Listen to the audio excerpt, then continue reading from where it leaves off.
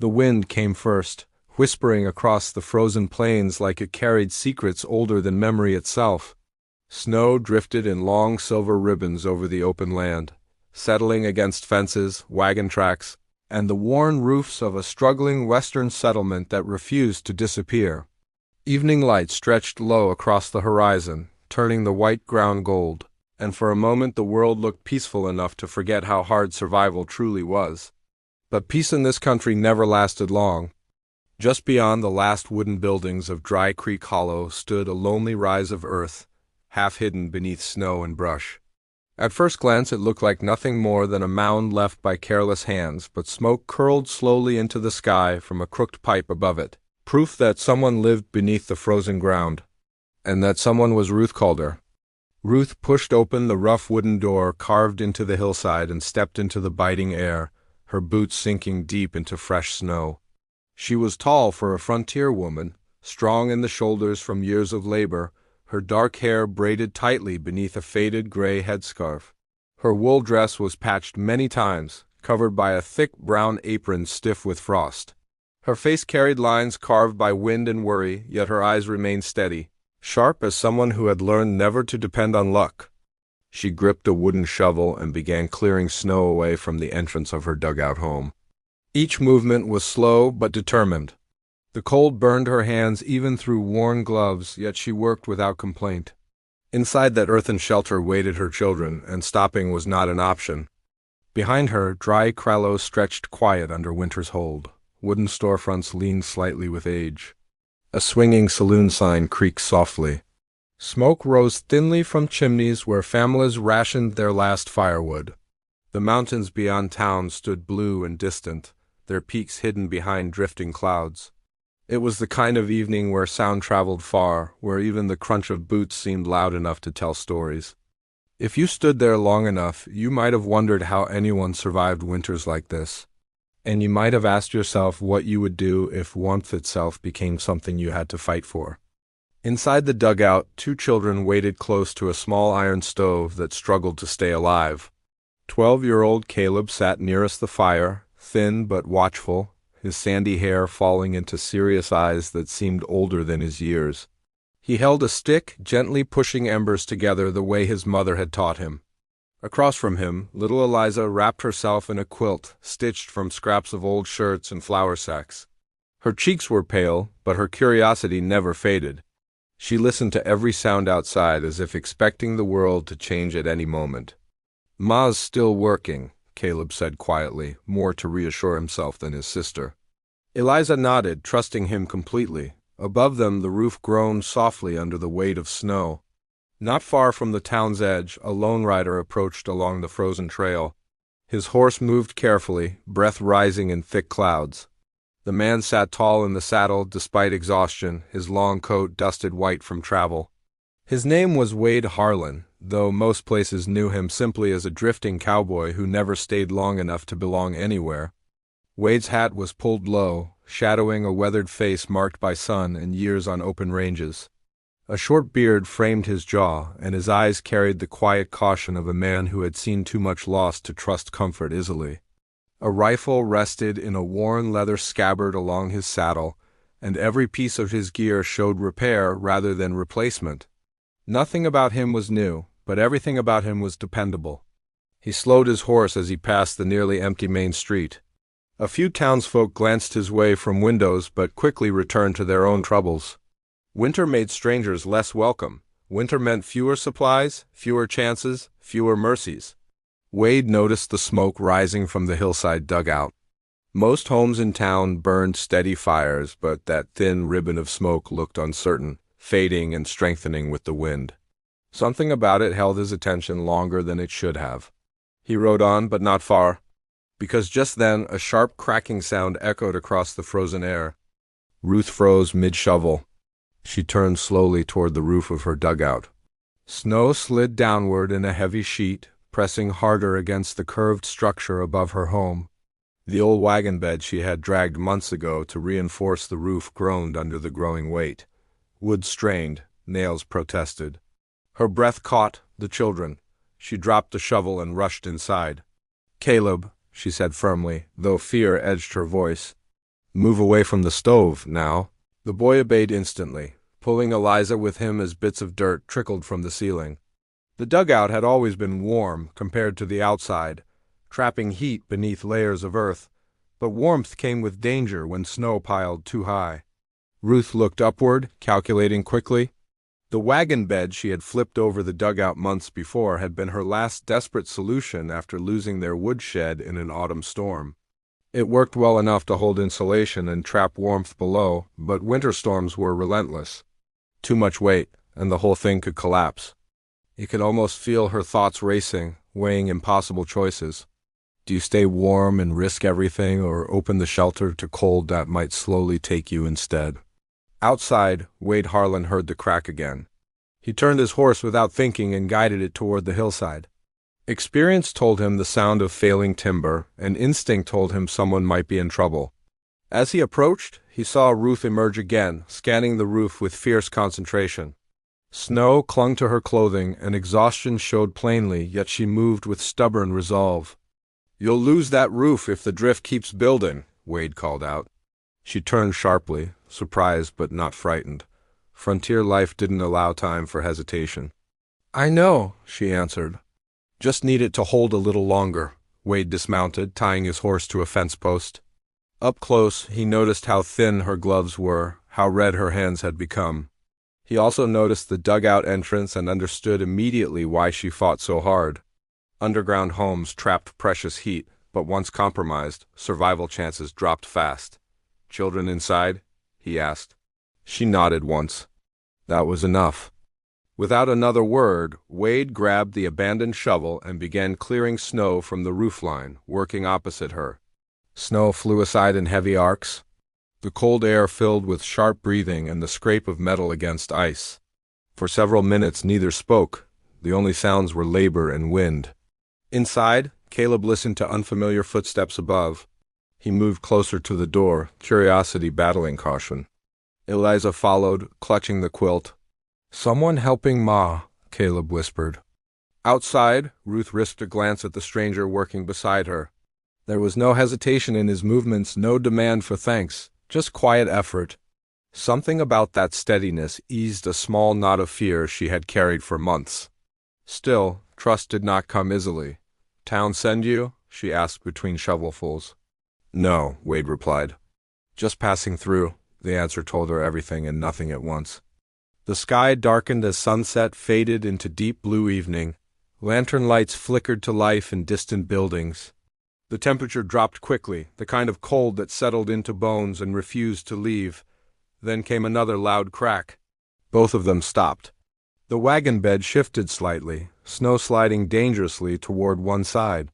Beneath it, trapped warmth melted layers unevenly, making the structure unstable. Ruth's face tightened. She knew what would happen if it collapsed during the night. Wade studied the setup carefully, eyes narrowing as an idea formed. "You flipped that wagon bed yourself?" he asked. "Yes." He gave a small nod, impressed despite himself. "It's trapping heat," he said, "but snow's sealing it too tight. Needs space to breathe, or the weight keeps building." She looked at him, uncertainty mixing with hope. "What would you do?" she asked quietly. Wade glanced at the fading light, then at the children's small faces appearing cautiously in the doorway behind her. For a moment, everything stilled. The wind softened. Snow drifted gently through the air like ash from an unseen fire. And you might find yourself wondering, standing there beside them, whether this meeting was chance or the beginning of something neither of them expected. Wade rested the shovel against his shoulder. "We rebuild it," he said. "Tonight." Ruth stared at him, knowing night work in this cold could be dangerous, maybe deadly, but doing nothing would be worse. Behind her, Caleb stepped forward protectively, while Eliza watched the stranger with wide, hopeful eyes. The fragile warmth inside the dugout flickered like a promise that might not last until morning. The mountains darkened completely, and the first stars appeared overhead. Somewhere far off, a coyote cried into the night. Ruth took a slow breath and nodded. "Then we start now," and as the wind rose again, carrying snow across the silent western plains, None of them yet knew that this simple struggle to save a roof would bind their lives together in ways far greater than warmth or shelter. The wagon bed creaked once more above them, louder this time, as if warning that time was running out. Night settled fully over Dry Creek Hollow, wrapping the land in a cold so deep it felt alive. The last color faded from the sky, leaving only starlight reflecting off endless snow. Lantern glow spilled faintly from the dugout doorway while Ruth Calder tightened her scarf against the wind and studied the wagon bed above her home. The wood creaked again, softer this time, but no less threatening. Wade Harlan tested the packed snow with his boot, thinking carefully before moving.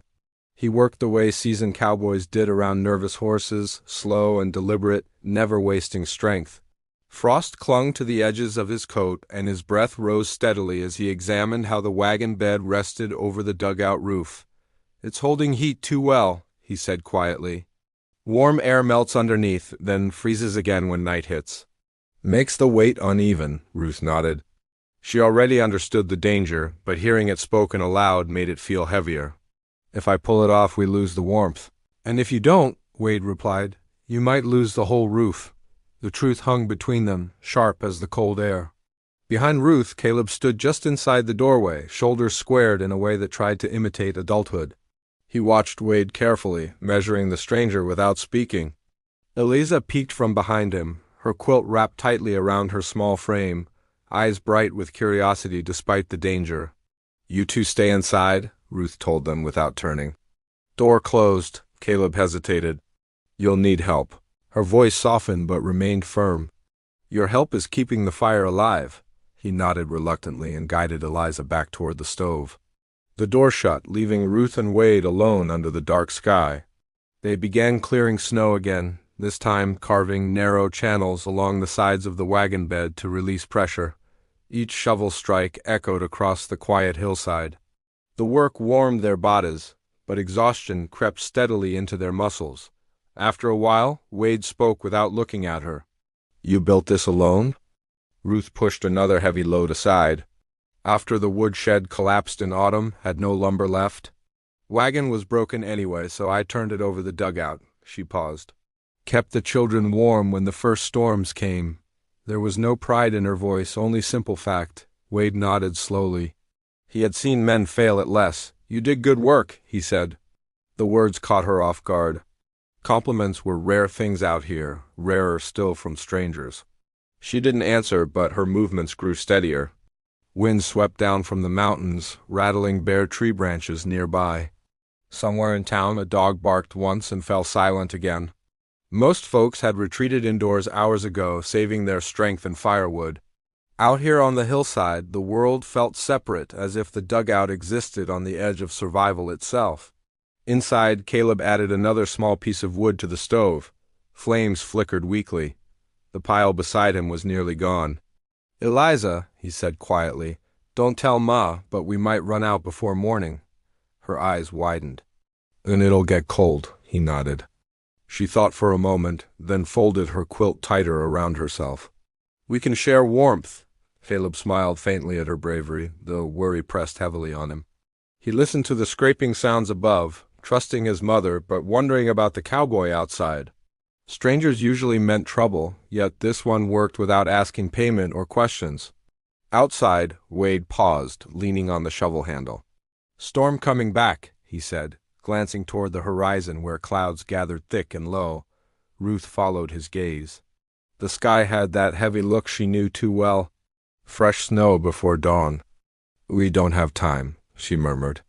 Wade studied the wagon bed again, then walked toward its far edge. He kicked loose ice carefully and examined how the frame rested against the packed earth.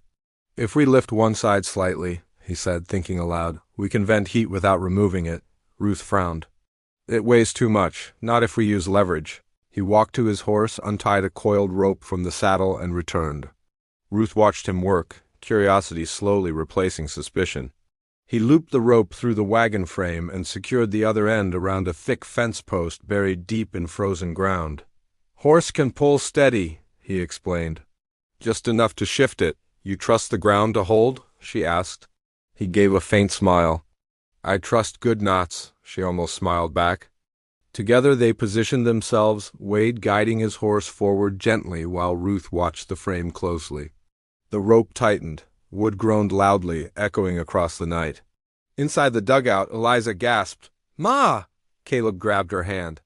"It's all right." Outside, snow slid from the wagon bed in a heavy cascade. The frame lifted slightly, opening a narrow gap along one side. Warm air escaped in a visible wave, steam rising into the cold night. Wade stopped the horse immediately. The wagon settled again, now angled just enough to relieve pressure. Ruth exhaled slowly, relief washing across her face. "It might hold," she said. "Might," Wade agreed. They stood quietly for a moment, listening.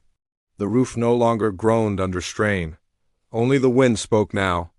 Ruth leaned the shovel aside, fatigue finally showing. "You didn't have to stop," he shrugged. "Couldn't ride past knowing." She studied him carefully. His coat was worn but clean, boots repaired many times, movements calm and measured. A man used to leaving places behind. "Where you headed?"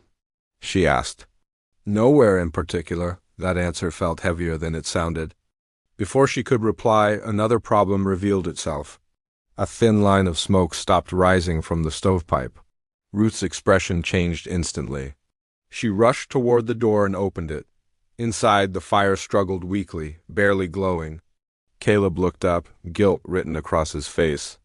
"Wood's almost gone." The words landed harder than the cracking roof ever had. Ruth stepped inside, kneeling by the stove. The remaining pieces would not last the night, especially with colder air coming. Without steady heat, the dugout would turn deadly by morning. Wade appeared in the doorway, removing his hat respectfully before stepping in.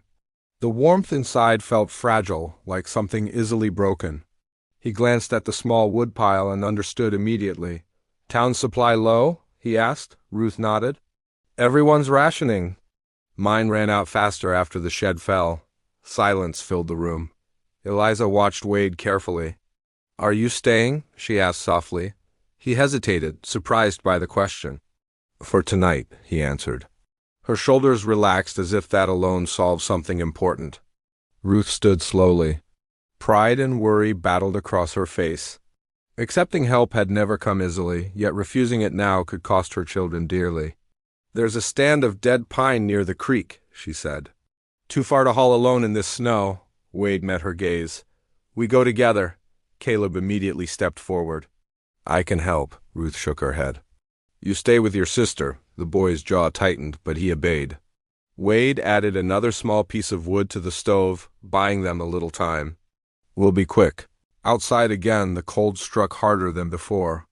Clouds swallowed the stars, and snow began falling in slow, steady flakes. As they walked toward the creek with lantern lights swinging between them, Ruth felt something unfamiliar, shared burden. For months, every decision had rested solely on her shoulders. Now another set of footsteps matched her pace. "You always help strangers?" she asked quietly. "Only when it feels right," Wade said. "And this feels right?" He looked back toward the faint glow of her dugout. "Those children shouldn't have to fight winter alone." His answer settled deeply within her, though she said nothing more. The creek lay half-frozen beneath snow-covered banks. Fallen pine trees rested nearby, their dry interiors still burnable if cut quickly. Wade drew a small axe from his saddle gear and began chopping with steady rhythm.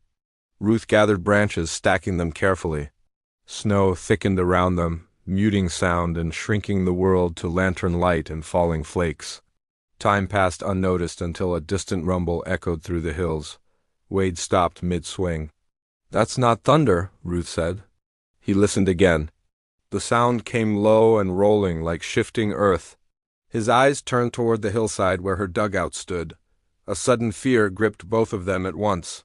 Snowfall had intensified faster than expected. If the storm buried the ventilation gap they created, the trapped heat could weaken the roof again.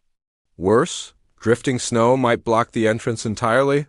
Without a word, they grabbed what wood they could carry and hurried back through deepening snow, lantern light bouncing wildly as wind rose around them. Halfway up the hill, Wade saw it first. Snow already piled high against the dugout door, nearly reaching the handle, and from beneath the wagon bed came a sharp, splintering crack. Ruth dropped the bundle of wood and ran forward, heart pounding. Inside were Caleb and Eliza. The roof groaned again, louder than before as the storm closed in around them. The wind roared across the hillside as if the plains themselves had come alive. Snow drove sideways through the darkness, stinging Ruth Calder's face as she fought her way toward the dugout door. The lantern swung wildly in Wade Harlan's grip behind her, its light cutting thin yellow lines through the storm. Each step felt heavier than the last, boots sinking deep while the cold pressed closer, hungry and relentless. Another crack split the air. Ruth's heart lurched. She reached the entrance and began shoveling frantically with her bare hands, throwing snow aside faster than breath allowed. The drift had already climbed nearly to her waist, sealing the doorway like a frozen wall. "Caleb!" she shouted, pounding against the wood. "Answer me!" For a moment there was only wind, then a faint voice came through. "Ma, we're here!" Relief rushed through her so suddenly her knees nearly gave way. "We're digging from inside," Caleb called, his voice strained but steady. Wade dropped the firewood bundle and joined her immediately, carving into the snowbank with powerful strokes. Snow flew in heavy chunks, piling behind them.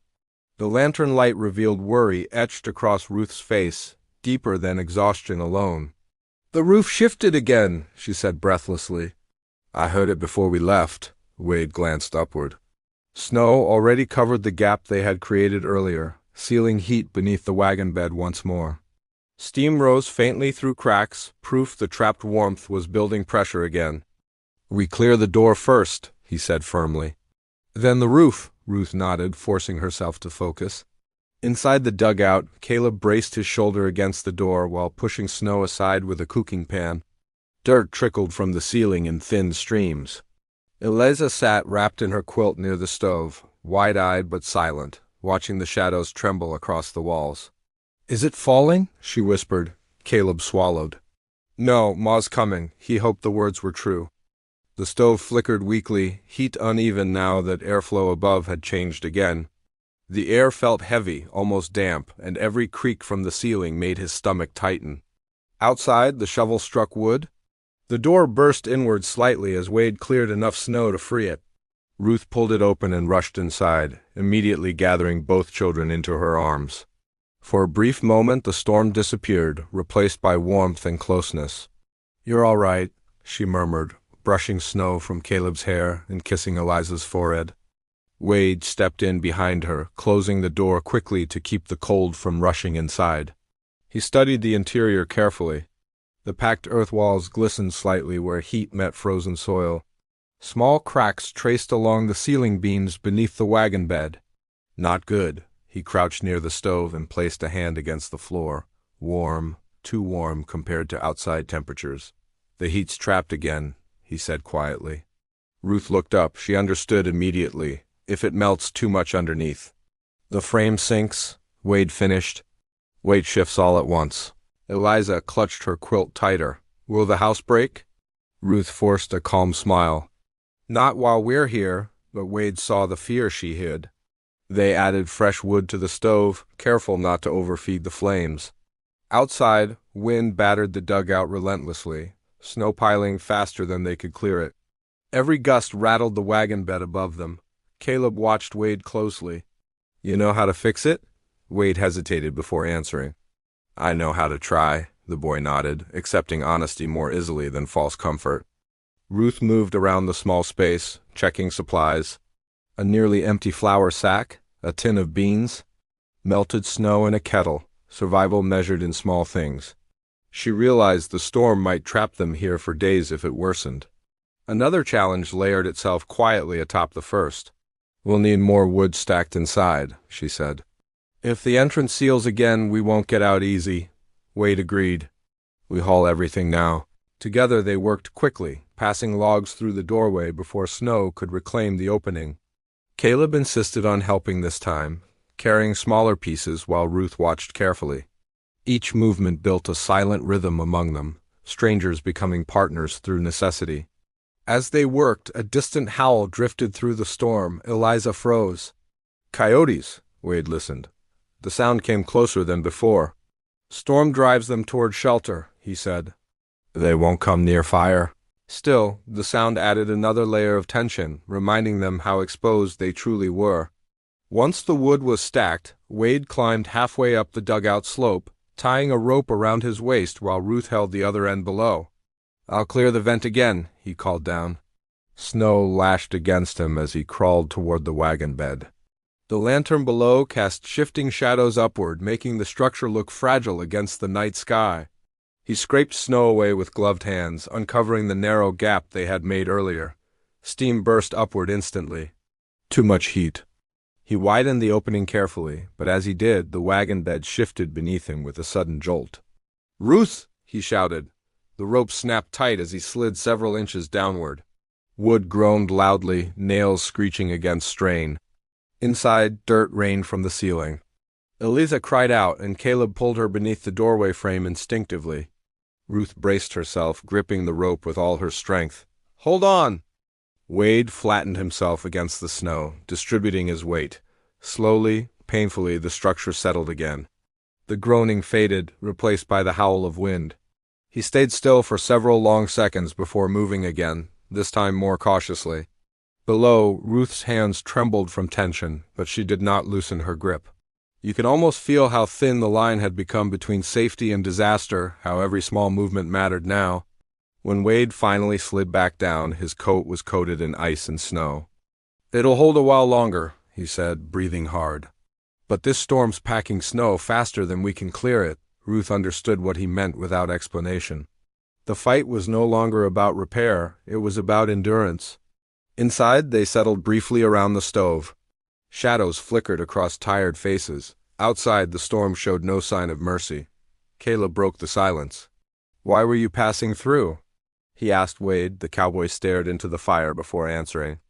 "Used to ride with a cattle outfit south of here. Winter came early this year.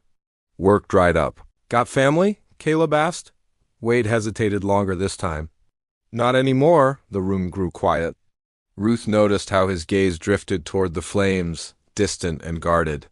She recognized that look. Law spoke without needing words. Eliza leaned slightly closer to him. "You can stay with us until spring," Ruth almost protested, but the sincerity in her daughter's voice stopped her. Wade gave a faint smile. "We'll see how winter treats us first." Another heavy thud shook the roof. All conversation stopped. Snow slid heavily along one side of the wagon bed, pressing unevenly again. The vent they cleared began filling almost immediately under new snowfall. Ruth stood. "We can't keep fighting it like this," Wade nodded slowly. He had been thinking the same thing. "The dugout's strong," he said, "but the wagon frame wasn't meant for this much weight. If the storm keeps up, we'll need another plan." "What plan?" Caleb asked. Wade looked around the small space, measuring distances, walls, and supplies.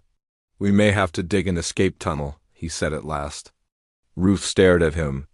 Digging through frozen earth in the middle of a storm sounded nearly impossible, yet the idea planted itself firmly in her mind. A second exit could mean survival if the main door collapsed. Outside, wind screamed louder, rattling everything above them. They began clearing a corner near the back wall, testing soil with tools. The earth was hard but not solid rock. Progress would be slow. Hours passed with steady digging, sweat mixing with cold air. The children dozed intermittently near the stove, exhaustion overtaking fear. But with every inch they carved, the ceiling creaked again, and again, each sound sharper than before. Near midnight, a deep cracking noise echoed directly overhead, louder than any before. Dust and small clumps of dirt fell onto the floor. Ruth froze, eyes wide. Wade looked upward, realizing what the sound meant. The wagon bed was beginning to split under pressure. The storm outside only grew stronger. The crack above them did not fade this time. It lingered, a deep splitting sound that seemed to travel through the earth itself. Dust drifted down in thin streams, catching the firelight like falling ash. Ruth Calder slowly rose from her knees, her breathing shallow as she stared at the ceiling. Every instinct told her the dugout had reached its limit. Wade Harlan stood motionless for a moment, listening with the patience of a man who had survived dangerous ground before. Outside, the storm howled harder, wind pressing snow against the hillside with relentless force.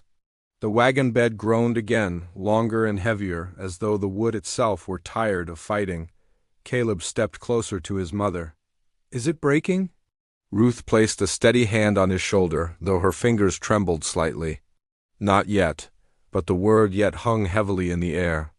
Eliza stirred from where she had fallen asleep near the stove, blinking as another small shower of dirt sprinkled onto her quilt. Fear filled her eyes, but she stayed quiet, watching the adults for answers. Wade moved quickly toward the back corner where they had begun digging. The shallow trench barely reached knee depth. Frozen soil resisted every strike, and progress felt painfully slow compared to the danger above. "We keep digging," he said. "That's our chance if the entrance seals." Ruth grabbed the shovel again without hesitation. Exhaustion pulled at her arms, yet determination burned stronger. Every strike into the earth felt like defiance against the storm itself. The lantern flame flickered wildly as wind forced cold air through tiny cracks. The dugout no longer felt secure. The trapped heat that once protected them now turned the ceiling damp and unstable. Another violent thud shook the roof. The children gasped. Above them, snow shifted heavily, sliding toward one side of the wagon bed. The uneven pressure made the wood creak sharply, nails snapping one by one with faint popping sounds. Wade stopped digging long enough to calculate. "If that frame collapses, most of the weight hits the front half," he said quietly to Ruth. "Right over the doorway." Her eyes widened. The entrance they depended on could become a burial point. "We move supplies back here," she said immediately. Together they dragged blankets, food tins, and extra wood toward the digging area. Caleb helped silently, jaw tight with focus. Even Eliza carried small items, determined not to be useless. The space grew crowded, shadows pressing closer as if the dugout itself shrank around them. Outside, a sudden gust slammed against the hillside so hard the entire structure shuddered. Snow poured down the slope, packing tightly against the wagon bed. The vent Wade had cleared earlier vanished completely beneath fresh drifts. Inside, the air changed instantly, growing warmer and heavier. Wade noticed first. "Too sealed," he muttered. "Heat's building again." Ruth wiped sweat from her brow despite the freezing weather outside. Moisture formed along the ceiling, tiny droplets gathering before falling to the floor. Caleb looked up nervously. "It's melting. And freezing again above," Wade said. "Adds weight every minute." They dug faster. Time lost meaning. Only the rhythm of shovel strikes and the roar of wind remained. Muscles burned, hands numbed. Breath came in ragged bursts. Ruth's thoughts drifted despite herself. She remembered autumn sunlight when she first flipped the wagon bed into place, believing she had solved their winter problem. She remembered Caleb helping hammer boards, Eliza laughing while gathering straw for insulation. Back then, hope had felt simple. Now survival balanced on inches of frozen dirt. "You ever think of leaving this place?" Wade asked suddenly between strikes, perhaps to keep them moving, perhaps to keep fear away. Ruth paused briefly. "Every winter, why stay?" She glanced at the children. "Because leaving costs more than staying sometimes." He understood without asking further. Another crack split overhead, louder than before. A section of ceiling bowed slightly inward. Dirt trickled steadily now, no longer occasional. Eliza whimpered softly. Ruth crossed the room instantly, kneeling beside her. "Look at me," she said gently. "You remember the stories I told you about strong trees in storms?" Eliza nodded faintly. "They bend, but they don't break. That's us tonight." The girl leaned into her mother, comforted by the calm voice even as fear lingered. Wade watched the moment quietly. Something shifted in his expression, a softness rarely allowed to surface. He turned back to digging with renewed urgency. The tunnel deepened slowly, just wide enough for a person to crawl through. Cold air seeped faintly from the earth ahead, promising an eventual exit if they could reach it. Then came a new sound. Not a crack, a tear. Wood ripping apart. The wagon bed shifted violently above them, sending a heavy vibration through the ground. The stove rattled, embers spilling onto the metal plate beneath. "Back!" Wade shouted. They pulled the children toward the rear corner just as a chunk of dirt fell from the ceiling near the doorway. Snow forced its way through a thin opening, spilling into the dugout like white sand. Ruth's heart pounded so loudly she could barely hear the storm. The entrance was beginning to collapse. Cold air rushed inward, swirling ash and snow together. The fragile balance between warmth and pressure had finally broken. Caleb grabbed Eliza's hand tightly. "Stay behind me," he said, trying to sound brave. Wade rushed forward, shoving a wooden beam beneath the sagging section to slow the collapse. The beam groaned instantly under the weight. "It won't hold long," he called. Ruth ran to help, bracing another support beside it. Together they fought to keep the roof steady, boots slipping on damp earth. Outside, wind screamed like a living thing, driving more snow against the hillside. Each gust added invisible tons pressing downward. Inside the dugout, shadows danced wildly as the fire struggled for air. For a moment everything paused, balanced between survival and disaster. Then the lantern flickered out. Darkness swallowed them. Eliza cried softly and Caleb pulled her closer. Wade struck a match quickly, relighting the lantern with steady hands. The small glow returned, revealing fear plainly on every face. Ruth realized something new then. Even if the roof held, the entrance could seal completely within minutes. They would be trapped underground with limited air and rising heat. "We dig," she said firmly. "No stopping." They returned to the tunnel with desperate energy. Dirt flew behind them. Wade carved forward while Ruth cleared loose soil. Caleb carried debris aside despite trembling arms. Every few seconds they glanced upward, expecting the ceiling to give way. The tunnel reached farther into colder earth. Air grew sharper, fresher. Hope flickered. Then another massive shift thundered above. A section of the wagon bed cracked completely, one side dropping several inches. The support beam snapped with a loud crack, splintering apart. Snow poured through the weakened ceiling near the doorway, burying the entrance entirely. The stove hissed as snow struck hot metal, sending steam into the air. They were sealed inside. Eliza began to cry openly now, fear overwhelming her courage. Ruth gathered her close while still watching the ceiling. "We're together," she whispered. "That's what matters." Wade dug faster than before, every strike fueled by urgency. The tunnel had to reach open ground soon. It had to, but frozen roots blocked the path ahead, thick and stubborn. He swung the shovel harder, muscles screaming. Behind him, another deep groan rolled through the structure. The remaining supports bent visibly. Dirt fell steadily now, not in drops but in streams. The dugout was losing the fight. Ruth met Wade's eyes across the cramped space. No words were needed. Both understood they were moments away from something irreversible. The air grew hotter and thinner at the same time, steam mixing with dust. Breathing became harder. Outside, the storm reached its fiercest rage, wind shaking the hillside as if determined to erase everything beneath it. Wade struck the earth again. This time the shovel broke through. A blast of icy air rushed into the tunnel, sharp and clean. They had reached open ground. Relief surged through them, but it lasted only a heartbeat. Above, the wagon bed gave a long, final groan, wood tearing apart as the weight of the storm shifted all at once. The ceiling began to collapse. The sound came like thunder trapped underground. Wood tore apart above them, followed by a crushing roar as snow and earth broke through the ceiling near the doorway. The dugout shuddered violently, dust and cold air exploding into the small space. Ruth Calder grabbed Eliza tightly and pulled her toward the half-finished tunnel while Caleb stumbled beside them, eyes wide but determined. "Go!" Wade Harlan shouted, already pushing loose dirt aside to widen the opening he had broken through. Freezing air rushed into the tunnel, sharp and alive, cutting through the heavy heat that had filled the dugout moments before. Behind them, another section of roof collapsed. The stove tipped sideways with a loud clang, embers scattering harmlessly into the damp soil.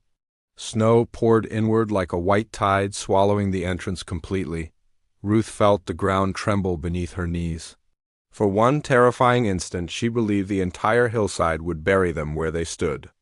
"Caleb first," Wade ordered, his voice steady despite the chaos. The boy hesitated only long enough to look at his mother. She nodded firmly. "Go," she said. Caleb dropped onto his hands and knees and crawled into the narrow tunnel.